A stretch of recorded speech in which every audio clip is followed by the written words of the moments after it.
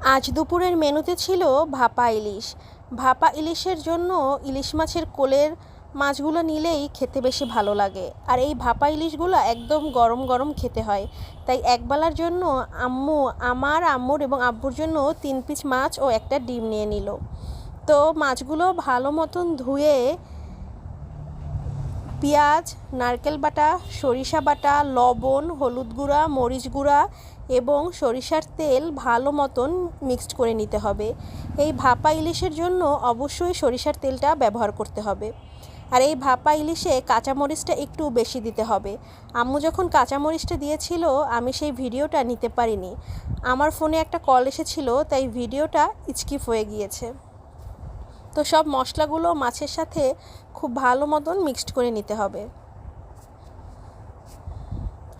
অনেকেই ভাপা ইলিশে পেঁয়াজটা ব্যবহার করে না, কিন্তু আমরা যেহেতু সব খাবারেই পেঁয়াজ দেই, তাই আমরা পেঁয়াজ ব্যবহার করছি। কে কে এইভাবে ভাপা ইলিশ খেয়েছেন বা খেতে পছন্দ করেন অবশ্যই জানাবেন।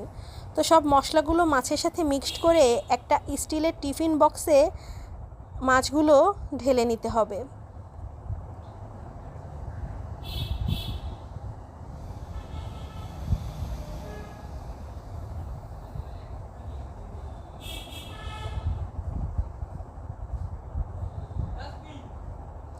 এভাবে চুলার জাল বাড়িয়ে 20 থেকে 25 মিনিট মাছটা ভাপিয়ে নিতে হবে, তাহলেই ভাপা ইলিশ তৈরি। এটা হচ্ছে ভাপা ইলিশের ফাইনাল লুক। দেখতে তো মাশাআল্লাহ খুব সুন্দর হয়েছে, আর খেতেও অনেক মজা হয়েছিল।